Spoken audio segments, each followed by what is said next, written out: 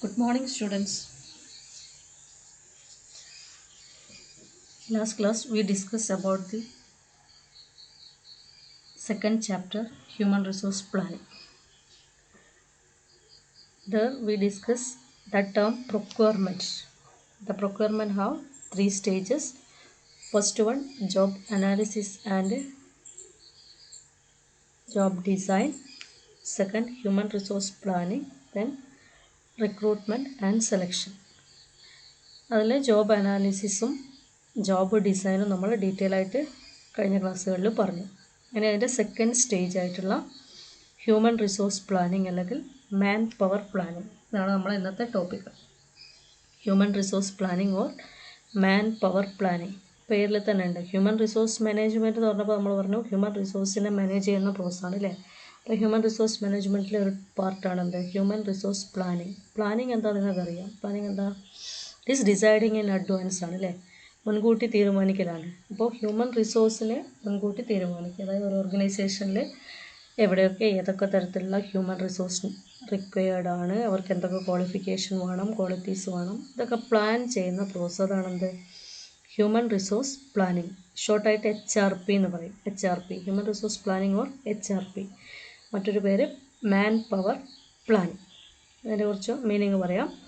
It is the second step in the procurement process. Procurement process second സ്റ്റെപ്പാണ്. First step എന്തായിരുന്നു? Job analysis and job design ആയിരുന്നു അല്ലേ. Second stages ആണ്. Procurement പ്രോസസ്സിലെ second stage ആണ് എന്ത് human resource planning.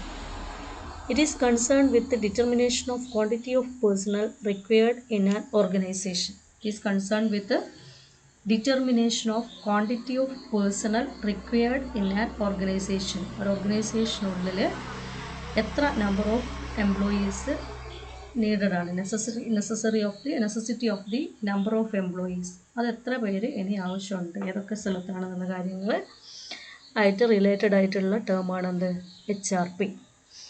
It is the process of forecasting an organisations future demand and supply of right type of people in the right number. Okay, ഓർഗനൈസേഷനിലെ ഓരോ പോസ്റ്റിലും കൃത്യമായിട്ടുള്ള ശരിയായിട്ടുള്ള റൈറ്റ് പേഴ്സണെ right പ്ലേസിൽ റൈറ്റ് ടൈമിൽ റൈറ്റ് ഓർഡറിൽ അപ്പോയിൻ്റ് ചെയ്യണം എന്നാണ് പറയുക അല്ലേ.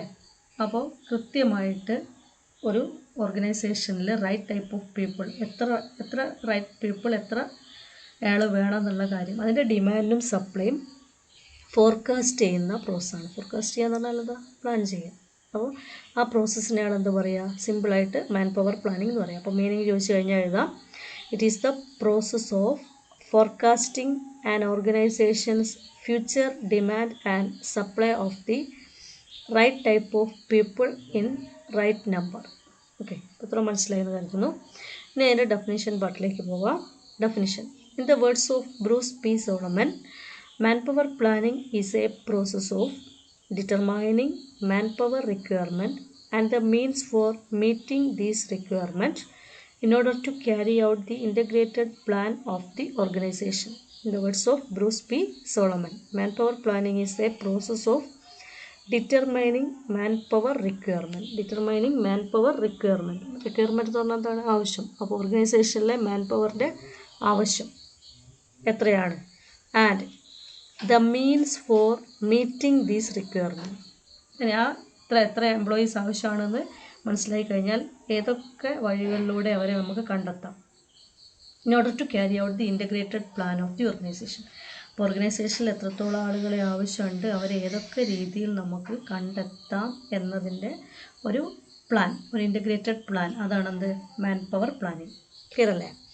Manpower planning is the process of determining manpower requirement and the means for meeting these requirement in order to carry out the integrated plan of the organization. For meaning definition ആയി. Then features of manpower planning.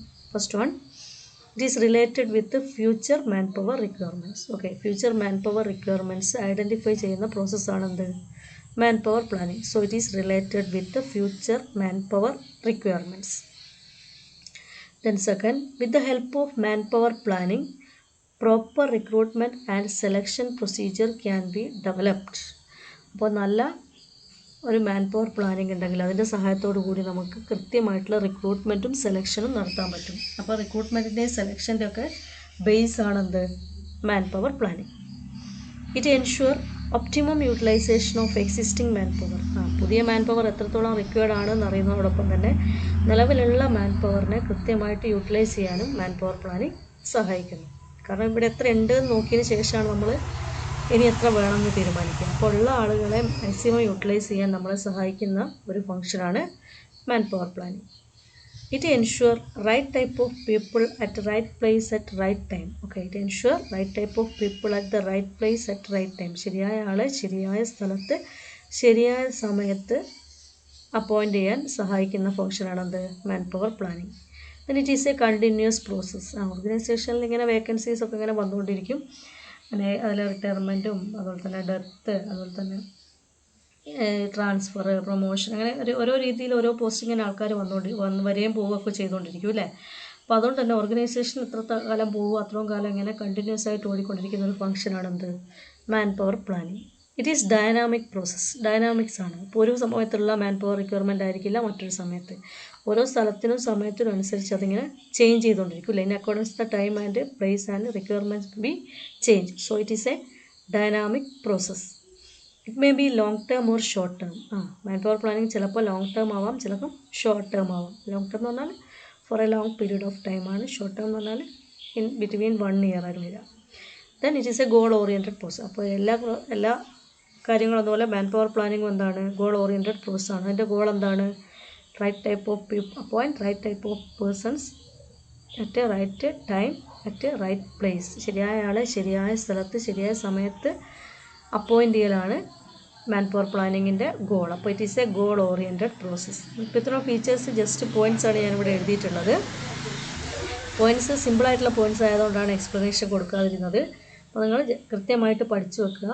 Mark കൂടുതൽ ചോദിക്കുകയാണെങ്കിൽ ഇത് explain ചെയ്യണം. അത് നിങ്ങൾ സ്വന്തമായിട്ട് ചെയ്യുക. കുറച്ച് ലാംഗ്വേജ് ഒക്കെ റെഡി ആവട്ടെ. നിങ്ങൾ ഒരുപാട് പ്രാവശ്യം പഠിച്ച സാധനങ്ങൾ തന്നെയാണ്. അപ്പോൾ പോയിൻറ്റ്സ് ഒന്നുകൂടി ക്ലിയർ ആക്കുക.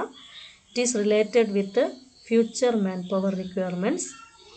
With the help of manpower planning, proper recruitment and selection procedure can be developed to ensure optimum utilization of existing manpower, to ensure right type of people at the right place at the right time. It is a continuous process. It is a dynamic process. It may be long term or short term, goal oriented. Features of manpower planning. The next, need and importance of HRP. Human resource planning in the need and importance. Human resource planning or organization ആവശ്യമാണോ അല്ലേ? എന്താണ് അഭിപ്രായം? ആവശ്യമാണല്ലേ? അതായത് കൃത്യമായിട്ടുള്ള ആളുകളെ നമ്മൾ കൃത്യമായിട്ട് identify ചെയ്ത് വെക്കണം അല്ലേ, എത്ര ആളുകൾ എവിടെയൊക്കെ വേണം എന്നുള്ള കാര്യം. അപ്പോൾ അങ്ങനെ മാത്രമാണെങ്കിൽ ഓർഗനൈസേഷൻ സ്മൂത്തായിട്ട് റൺ ചെയ്യാൻ പറ്റും. അപ്പോൾ അതിൻ്റെ need and importance of HRP. HRP essential to place a right man on the right job.